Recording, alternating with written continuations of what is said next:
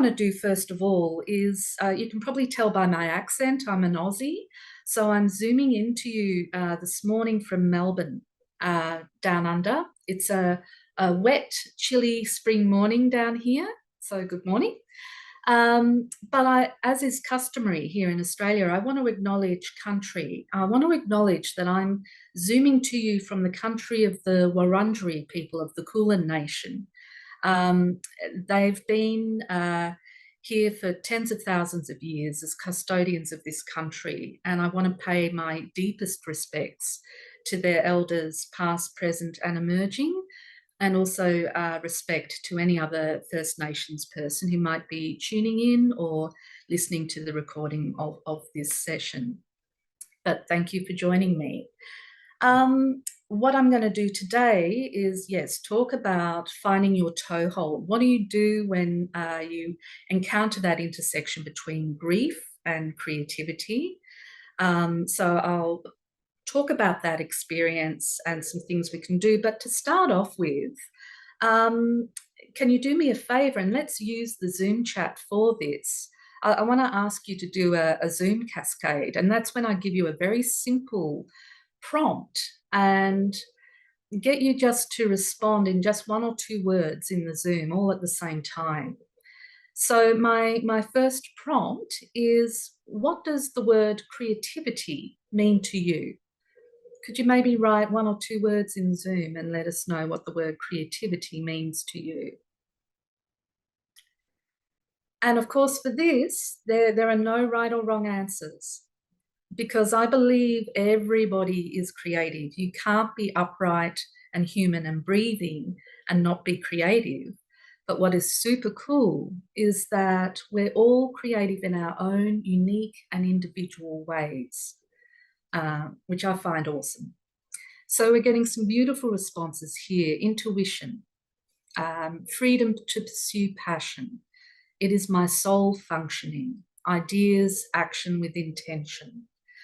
What lovely words. And I think they indicate the importance of creativity to people. Hardly surprising for the people tuning into this conference, but it's lovely to cluster around that shared passion. Now let's do another Zoom cascade. And the prompt this time is grief. When you hear the word grief, what does that mean to you? Like creativity, grief is a universal phenomenon, I'll call it. As Lala said, it's something we're all going to encounter in our lives if we haven't already. Like creativity, even though it is a communal, common, species-wide experience we have, we are all going to grieve in our own unique and individual ways. So I've got some responses starting to come through. Maria has wisely observed, grief is part of life. Melanie has shared loss, sadness, necessary. That's an interesting word, and I like that word. Dustin has shared loss of an object of passion. Love that as well. What fantastic responses. That leads me very neatly into talking. Lala has shared it's an emotion to be understood. Wise responses, and they kind of back up what I'm going to talk about next. Grief is a part of life. I define grief, Dustin says it's loss of an object of passion. I like that. I define grief as the radical absence of something that was of central importance to you. Now, that something can be a person. It can also be a relationship. It can be a job. It can be a home. It can be a way of life. So we need to acknowledge that we can feel grief of all of those things. Melanie's word necessary, it is necessary. I think grief is distressing, challenging, perhaps, but I think it's also awesome because it is this innate kind of capability we have for adapting to the radical absence of something important to us. Hello, Bryce. Welcome. We've only just started. So I want you, and I'll be careful how I go about this. You are welcome to respond to the following prompts by listing them in Zoom. But if you just want to sit with them privately, that's fine as well. Because I'm going to ask you now to think of a time in your life where you experienced a radical loss of something that was important to you, be that a person, human or non-human, be that a home, a job, a relationship. Maybe something like climate change can cause grief. So just thinking of that memory, I want you to think of an emotion you might have felt. When my mother died a few years ago, my sister felt a lot of anger. I felt a lot of sadness. There's no right or wrong way to feel when you grieve. So just think of what that feeling, one of the feelings might have been for you.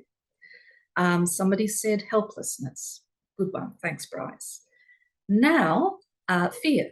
That's another response from Melanie. Anger and disappointment, shock.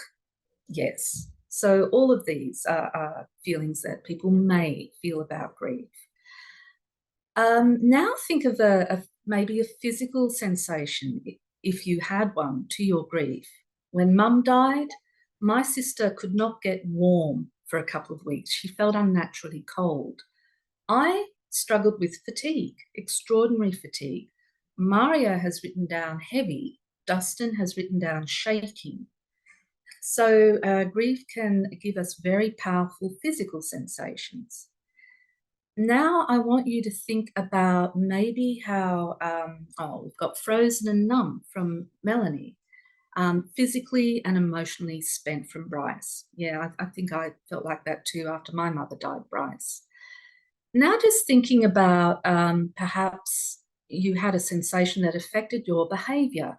I had a friend who went into a frenzy of cleaning following the death of a loved one. And she was no domestic goddess in day-to-day life normally, but suddenly she needed to clean. I had another friend who was usually a very busy, active person, but in response to her grief, she went and spent a lot of time sitting in nature, which she said did her a lot of good, but it was quite different. So Dustin said he didn't want to do much at all. Maria did a lot of sleeping. Melanie couldn't listen to music. So again, grief can manifest as a change in behavioural patterns.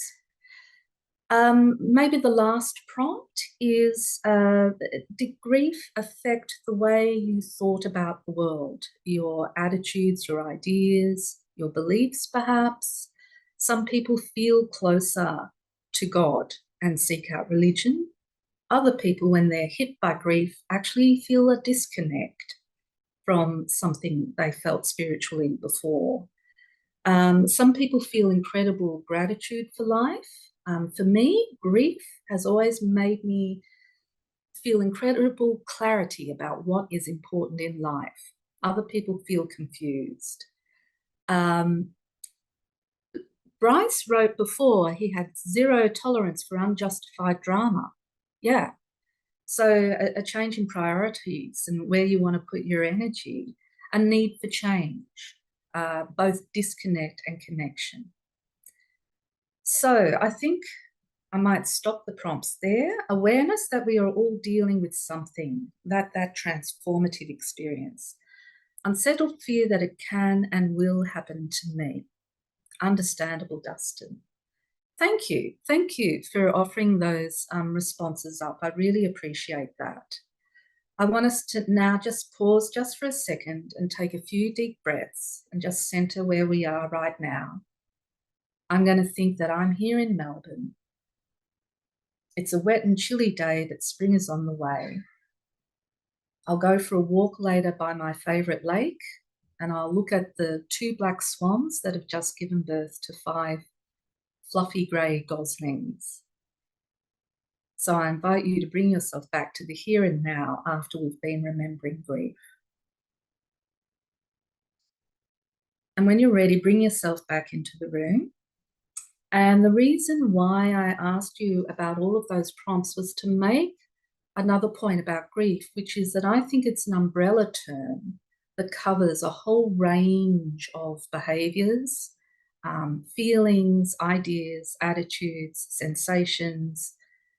A lot of people just conflate grief with sadness or depression, and I'll touch on that in a second, but it's not. It's a whole umbrella term. And why I think grief is awesome, even while it's challenging, is that when you're processing grief, and it can feel very complex, but I've always thought, I get it. I can feel all the things. I can think all the things. And I think that's amazing.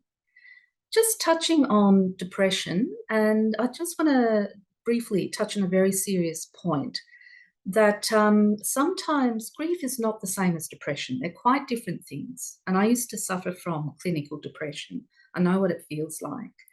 But sometimes some people's grief can settle into a type of depression. So there's a phrase, I'll type it in chat. It's called complicated grief.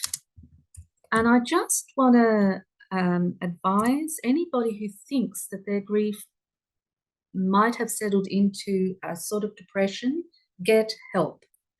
That is not grief. You do not have to live with that.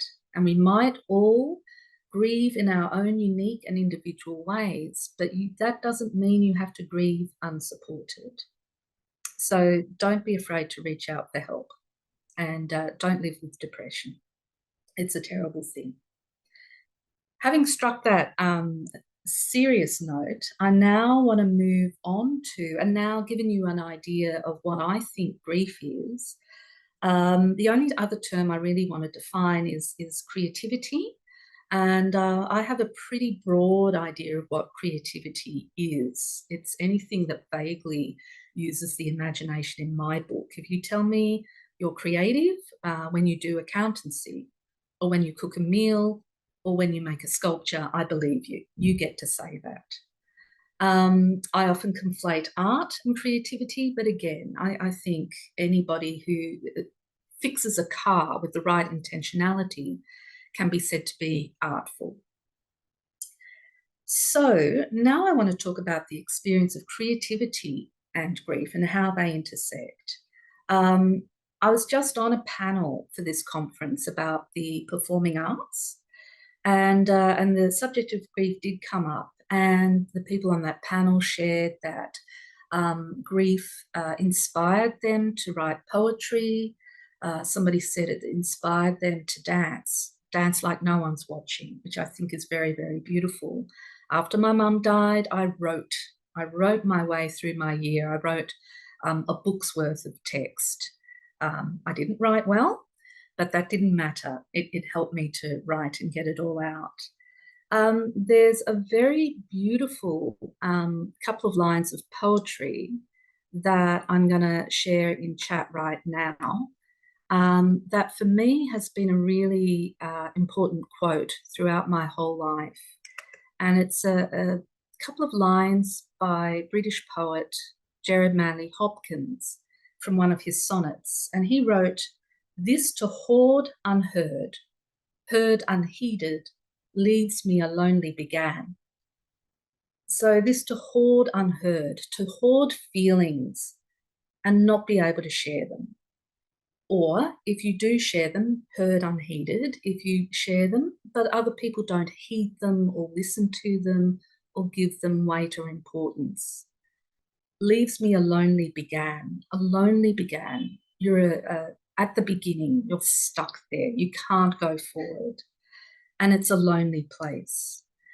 So for me, and I don't think I need to labour this point, but if you can respond to grief with creativity, some kind of creative activity or practice, it can be amazing. It can help you express your grief, get it off your chest. It can help you communicate your grief to people who may not understand. It can help you to process grief. I can't be the only creative person who, when they start their work, for me, it used to be choreography and performance, now it's writing. And I often start work on a project with a glimmer of an idea, but it's only as I work through the project that I come to understand my own thinking. It's the same with grief. As I wrote about my mum, I understood a whole heap. that I could not have done without the work. So responding to grief with creativity, it can be a really healthy and a really, really useful thing. I'm just going to pause and check in with us as a little group. There's 6 of us now.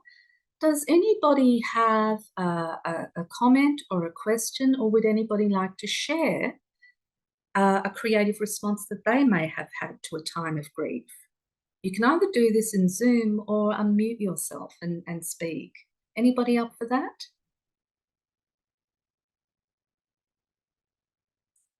No? Or I keep on ploughing on? Okay, I'm going to keep on ploughing on. But, oh, somebody says I started painting. Thank you, Lala.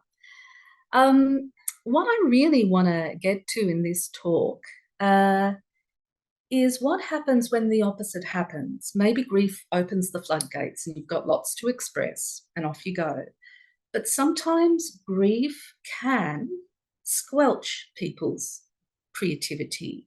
Before, when I asked you about your responses to grief, and some of you said you felt shock, you felt sleepy, you felt a sense of disconnect, physically and emotionally spent, heavy. These things don't always lend themselves to creative work. And I want to talk about what happens when we feel blocked by our grief, maybe right at a moment where we most have the need to express ourselves and to process what is happening to us. This can be a rather interesting sensation. I'm going to share another piece of poetry. I love poetry. This one is from a poem called The Circus Animal's Desertion by W.B. Yeats. And one really cool thing about creativity and the arts is all these people have come before us to make amazing art, beautiful films, images, poetry, books. So again, another thing I'll encourage you to do, to pop into the Zoom chat, is any work of art or work of creativity that has inspired and helped you during times of grief. But this particular quote comes right from the beginning of The Circus Animal's Desertion. And again, it's been, for me, a major source of inspiration over the years. I keep thinking of these lines. And Yeats wrote, "I sought a theme and sought for it in vain. I sought it daily for 6 weeks or so. Maybe at last, being but a broken man, I must be satisfied with my heart, although." So again and again, over my life, when I felt blocked or stale with my creativity, those words, I sought a theme and sought for it in vain. I think, give me an idea, give me something, calling out to the universe, get me going. I also love the line, "Maybe at last, being but a broken man, I must be satisfied with my heart." And I find that very profound. So I guess at this stage of my talk, I'm talking about being that broken person. And what do you do when you feel so broken or exhausted or drained that it's hard to do anything? You flip open your laptop thinking, "I'll do some writing." You will set up your easel to do some painting, open that sketchbook. You go into a rehearsal room and nothing comes. When people talk about being paralyzed by the empty page if they're writers, when I used to be a choreographer and theatre maker, for me, I used to feel paralyzed by what I call empty, unfilled space. So what do?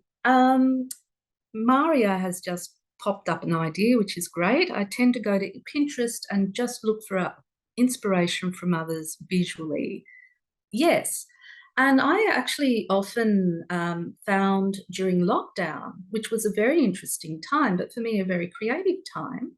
Maria's made another good point. It doesn't have to be in your art form. No, it doesn't, because a good creative brain is going to make those links and find those linkages and find those ideas anywhere.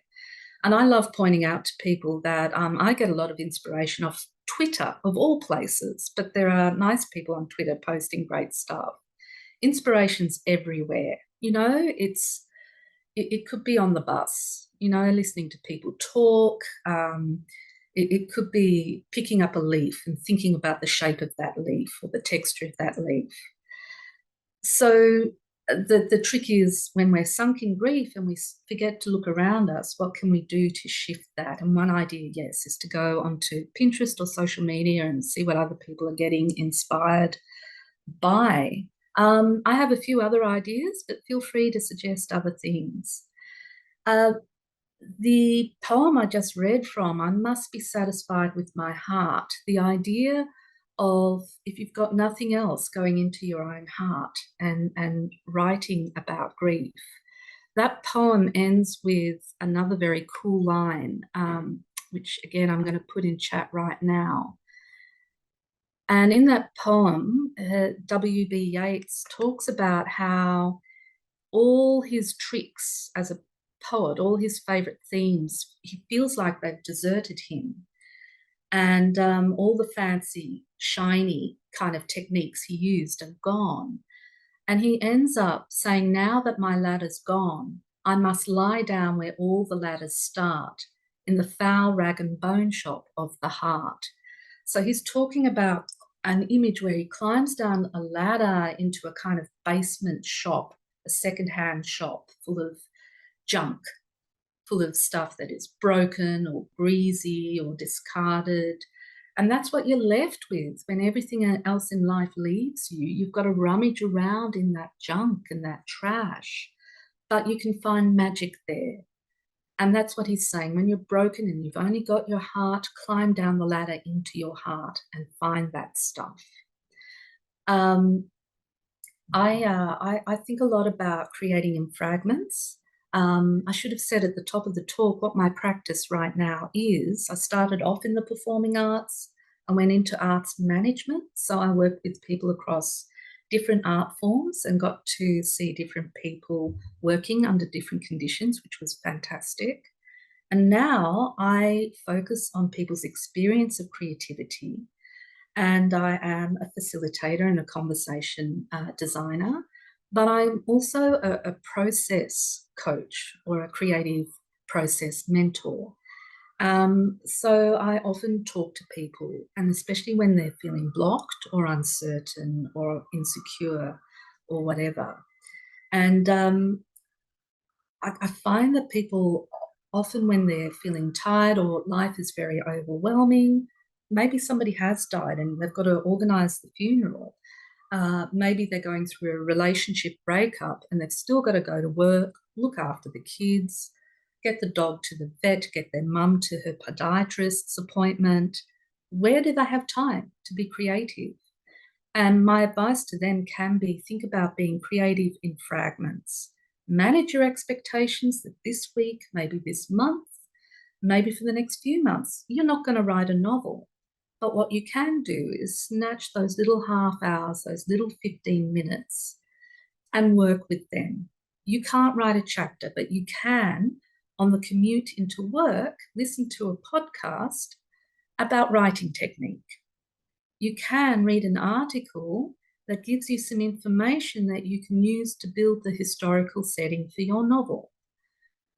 You can, at lunch, go out and sit in the sun, whip out your notebook, jot down a few notes about building a character for yourself. None of this is the novel. You've still got to write the novel, and when life improves, maybe you've got to get into a habit or a discipline of writing every day. But during that time of grief or crisis, you need to be gentle with yourself. You need to manage your expectations. You need to snatch at these little fragments of creativity and rejoice and celebrate in them that you're doing this at all. And you need to understand that fragments of creativity, and even if you don't do any work outside, even if it's just using your brain to notice things around the world in a creative, imaginative way, what you're doing is keeping the sense of potential alive, the sense that one day you can write a book or create recipes or get back to your ceramics or whatever it looks like to you. Thanks, Bryce. I think Bryce is going to go. Um, so, uh, yeah, rejoice in those small moments and manage your expectations. I'm going to finish soon, so I hope you're going to ask me lots of great questions. Otherwise, I'm going to come after you and force you to answer my questions. So it's up to you. But I just want to finish with one last thought, something that's another quote, if I may, and one that I really love and I meditate on a lot. And I found this quotation really inspirational during transformative times in life, including grief. I believe, as I said before, grief is challenging, but it's awesome. Grief, if you lean into it, if you allow yourself the time and space to grieve in a healthy way, supports incredible change. Grief is about transformation. Grief is alchemical. It might be difficult and it might feel horrible, but it is also enriching and profound if you let it be. So that's the trick. And as creatives, I think we're well placed to allow it to be that enriching experience. We have ways of responding to it.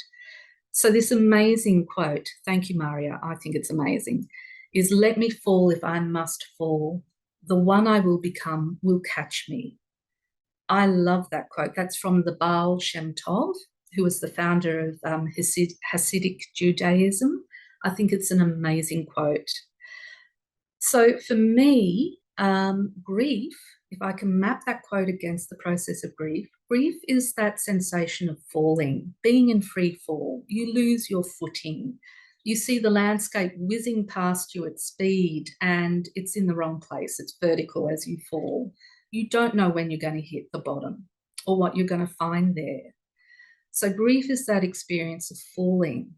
But because grief is transformative and alchemical, grief is the one that will catch you as well, if you let it. And I think you should let it. People think that you grieve for a while and then you get over it and then you get on with your life. But the secret to getting on with life is to go through grief. Grief is the thing that will take you by the hand and show you your new life. If you love, you grieve. What your grief does is show you what you did love about the thing you have lost. So for me, when I think about creative people feeling blocked by grief, when I see this in my mentoring sessions or my facilitation sessions, I often am struck that as creative people, we feel pressure to always be making work, to be producing work, to build the discipline and the habit. We often judge ourselves by the quality of work. It can be a thing. None of this is particularly helpful when you're in grief, and I think that's something that can block people that they should make work when they're grieving, whereas they should only make work when they're grieving if it helps them process their grief.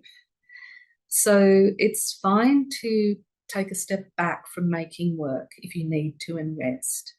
It's fine to be inconsistent with making work. You know, some days you can do some stuff, some days you can't be creative at all. That's fine. And take that on a day-by-day basis, judge it on a day-by-day basis. It's fine to make really bad work.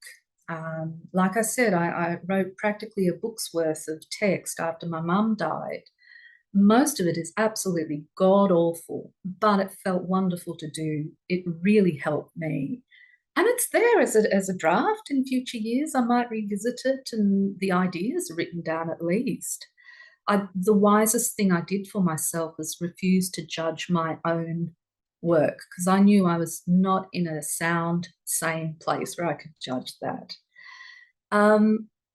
So when we think of being blocked by our grief, perhaps, or made heavy or fatigued by it, and when we have that habit as a creator saying, you must make work, you've got to write your 1,000 words, you've got to do your sketches, you've got to turn up to rehearsal, push back at that. When we flip open our laptop our sketchbook and stare at an empty page when we go into a rehearsal room and stare into empty, unfilled space. Instead of that emptiness being like a reproach or something we feel burdened by or shamed by, instead let it be empty. When you stare at that empty page and you think, I got nothing, that's fine.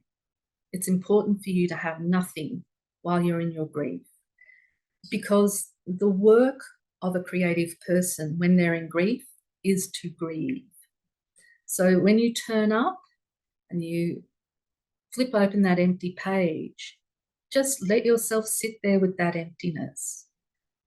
The falling person is the one saying, I got nothing to put on this page.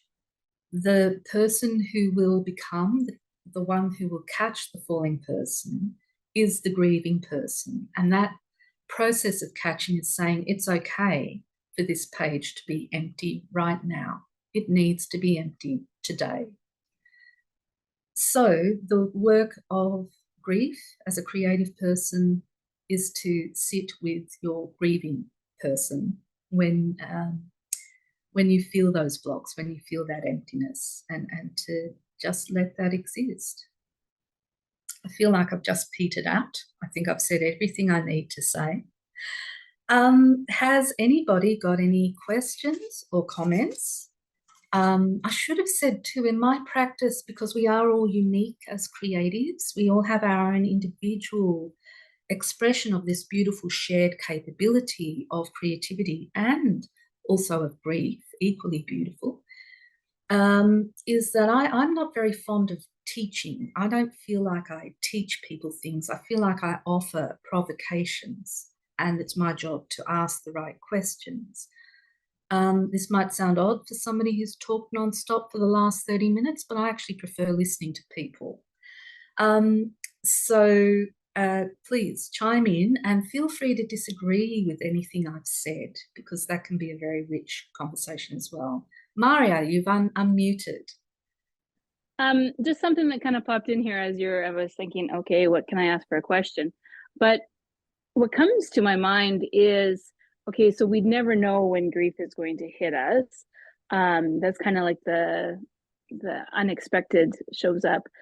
But instead of being reactive and just completely shutting down and then having to crawl back up to your creative practice, is there something that we can proactively create for ourselves, kind of like that, oh, when grief happens, here's a little bit of a toolbox so that we can pull it out, like so that we're proactive when it hits, at least, so that, like, I mean, okay, I'm a potter, all of a sudden something happens and then I'm not creating, and then it's like, but I have to, because that is my profession. How do you, yeah, it's just a thought, is that we should have that kind of like that, a toolbox, so that, like, I can only make so much ahead of time, because you never know when it's going to happen. But how do you give yourself permission? It's lots. Maria, that's an amazing question. It's an excellent question. And I really like this idea of being proactive with grief, because too many people think, we live in a society that is grief illiterate, and too many people think grief is to be backed away from or quickly overcome or buried or denied, and it's not. So I like the idea of leaning into grief, but you highlighted a very important thing, which is when it is your profession as it is yours, and you do have to make work, you have to turn up. What can you do? What are some strategies? And would love the collective wisdom of the group to chime in on this one. For me, it's always been about creating in fragments, that idea I touched on earlier, that you find the little pockets of stuff. I think an invitation of grief is to invite you to look at what you usually do before the event that leads you grieving happens, and to think about doing things quite differently. So taking myself as an example, my normal practice is to deep dive and write for 3 or 4 hours at a time. As a performer, I used to like to work for 3 to 4 hours at a time. When I'm in grief, it fragments my concentration. I can't do that. So I have to find different ways of working, and they might be in lots of short spurts. So I think part of that toolkit is being very reflective when we're not in grief, being reflective about our practice and thinking about how we can do things differently. And maybe experimenting with that, maybe being very aware of where we could do things differently in case we have to change our habits to accommodate fragmented concentration, energy, also the practical tasks of grieving, which might be organising a funeral or looking after some kids who are going through their own loss or whatever. So that's one idea. The other habit of reflexivity is understanding the tasks that go into your creative process. So if you do have to work in fragments, you can identify tasks that can be done in 15 minutes, half an hour, here and there. And you're sort of poised to go into that. That's just how I do it. Another person might have to come at it completely differently. But I think sitting behind my technique of creating in fragments is a more important capability that I will recommend, which is of reflexivity around your practice. Understanding, being very mindful of how you do make work and the habits you have and why you have them and what they do for you. So you can adapt. I think if there's one thing that creativity does for us, is it teaches us how to sit in states of unknowing, uncertainty. Creativity is messiness, is messy, so states of messiness. So we should take faith that when we hit times of transformation, crisis, or grief, we are equipped more than most people, perhaps, at being adaptive, at rolling with certain punches, and that's a very hopeful thought. I just got a memory of a tweet. Somebody I shared tweets with during a time with grief, and he said, "These are new boots." And I love that image that when you grieve, you're putting on new boots. It was a profound question, Maria, and the thing is, I don't think anybody knows until they're in grief how to handle it. But all I can recommend is reflexivity. Does anybody else have a response? Maria, if you want to leap in again. Well, I also think just even having this conversation right now and it's like, oh, okay. I mean, recognizing that we grieve at different for little things and big things and whatever.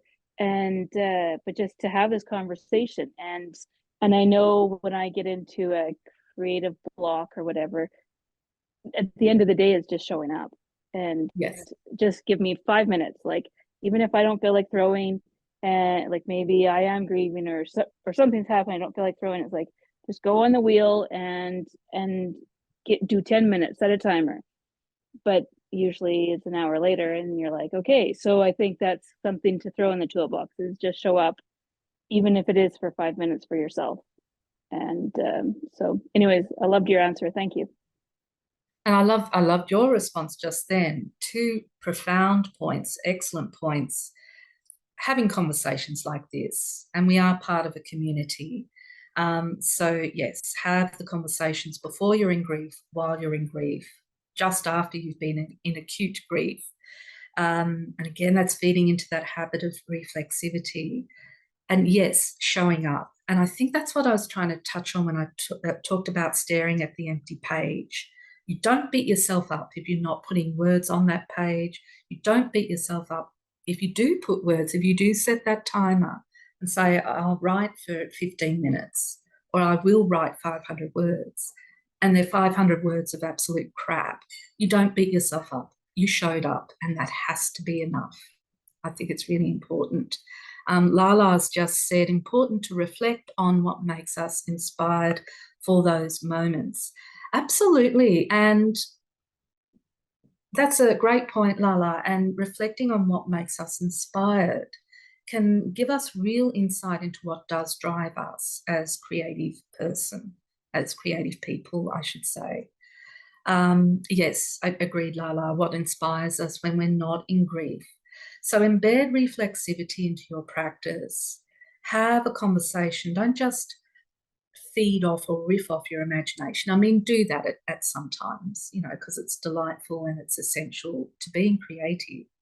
But make time as part of your practice to actually be in dialogue with those spontaneous, playful parts of yourself and say, thank you. Now, what were you trying to tell me about myself? What, and often that comes out too when we're making work. Um, I promised Lala I would not go over time, so I put my contact details there. So you're really welcome to get in It's contact. all good. We still have 15 minutes, so Oh, it's all right. yes, great, plenty of time. Olia has made a comment. Meredith, what would you recommend to someone who has experienced, the cruelty of war and has become emotionally and cognitively frozen? This is an amazing question. It's a profound grief process. How can they reconnect with their creative side? Wow. I have not experienced the cruelty of war. It's interesting for me right now. In Australia, we're holding a referendum about whether or not, as a nation, we allow the custodians of this country, the traditional owners of this country who never ceded sovereignty, whether we allow them to have a voice to make recommendations to Parliament. And what that is throwing up is enormous grief for Indigenous people around the cruelty of invasion and colonisation. Olia, that is a really, really profound question. I think I hope I'm not going to sound trite, but I would go back to that W.B. Yeats and say, if you're a broken man, you've got to climb back down the ladder into your heart, into your frozen heart. I'll go back to talking about if your heart is frozen and you just cannot, you think there's nothing there, there's nothing coming out, then just be there with that frozen heart. I think you have to have some radical faith and trust that that creativity is there. The closest thing I can think of where I can empathize with this was a period of time, and it actually ended my performing arts career. And this is going back a good 10 years, more than 10 years, where I reached the end of a career as an independent dancer, choreographer, and performer, and also arts manager. And I made my money through arts management, actually. I could not, it was too hard to find payment or income as a performer. And having lived poor, but also having worked really hard in a very tough profession, physically, mentally, emotionally tough, I was completely burnt out. And I went through a couple of horrible years where I felt frozen and I could not create at all. Nothing would come. And when I forced myself to create, what came out felt crappy, felt awful. I was convinced the quality was bad. I was convinced I had nothing to give to people. When I showed up to collaborate with people, I really struggled to contain my temper, my tears. I did do that because I don't like to be cruel to other people, but it was a struggle. And I thought, I'm bringing in a bitter energy and I'm not bringing in any inspiration here. I tried to work through it. I tried short rests. Nothing seemed to work. I felt completely blocked to the extent where I thought my creativity was dead. I completely believed that. I felt so numb and so frozen. And I thought, my life has been too hard. I'm too exhausted. I've flogged myself to death. And I have killed this essential part of myself. I was suicidally depressed. So I decided, in the interests of mental health, to step away from my vocation. A chance encounter in a library with a book about grief and palliative care, which I read, made me understand that what I was experiencing was grief. And when I understood that about myself, that my strange, disordered emotions where I felt relief about leaving this lifestyle that was killing me, but I also felt incredible sadness, this kind of sadness that makes your bones ache.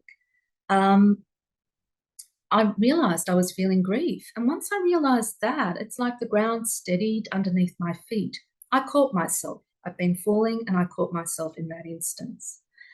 I told myself I was allowed to grieve. So maybe that is step number one, Olia, because what a wonderful question. I told myself I was entitled to grieve, and two, I was entitled to do things differently. I was entitled to be differently. And then an interesting thing happened. I started blogging about movies. And in blogging about movies, I realized I was drawing on my old knowledge of performance, but also realized I was really enjoying writing. And then discovered a side of myself that felt playful and joyful. And then I went, oh, I'm being creative. So I realized that creativity cannot die. It can be exhausted. It can be blocked by trauma, but it can't die. It will come back. But what people might have to do, again, the invitation of grief is to transform. The invitation of grief is to change. So I think might be about embracing change, about sitting with the nothing for a while, and about having radical faith that it comes back. I do want to acknowledge people out there who are dealing with trauma, and my heart goes out to you. People have been popping comments, so let's have a look at what the collective wisdom of the room has given us. Melanie has said, I love the new boots analogy. We can only wear the boots for short periods of time in order to build comfort and ease, as is with working through grief. Beautiful thought, Melanie. I love them. We can only wear the boots for short periods of time, but short periods of time will help us get through. Olia has said, and I hope I'm pronouncing your name correctly, apologies if I'm not, I used to create a lot of activities and write thought-provoking articles, but I haven't written anything since the war started, and it feels like my creative part is dead. And Maria has pointed out, you have been writing in this Zoom, so just write questions. That's great advice. Thoughts don't need to be polished, thought-provoking articles. Olia, I'm not sure which war. Is it the war in Ukraine, perhaps? Yes. Because I think, I think of this every morning. It's what I check on every morning, and my heart breaks for those of you who have experienced that war. What a thing. As Maria pointed out, you turned up here today. You wrote in this Zoom, you've asked the questions. You've kept your heart open to this, and it must hurt. And I don't want to diminish that, but you're here. You turned up. You turned up to be with your grieving self. You have enough radical faith, and I know it probably doesn't feel like it, but you have enough radical faith to tune into this, to ask the questions.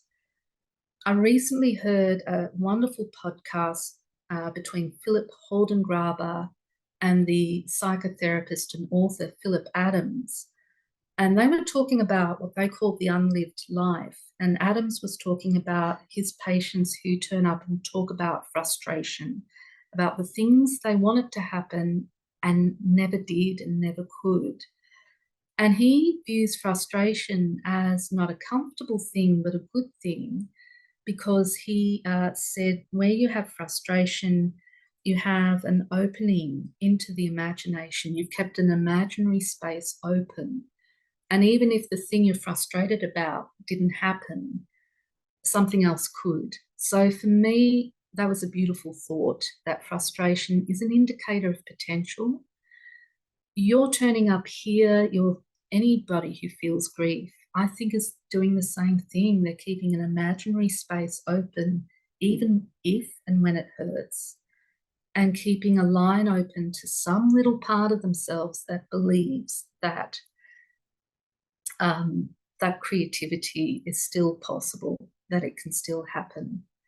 Olia, I've put my contact details in chat, and you are welcome to contact me, and I'm happy to keep this conversation going because we're going to wrap up in a few minutes.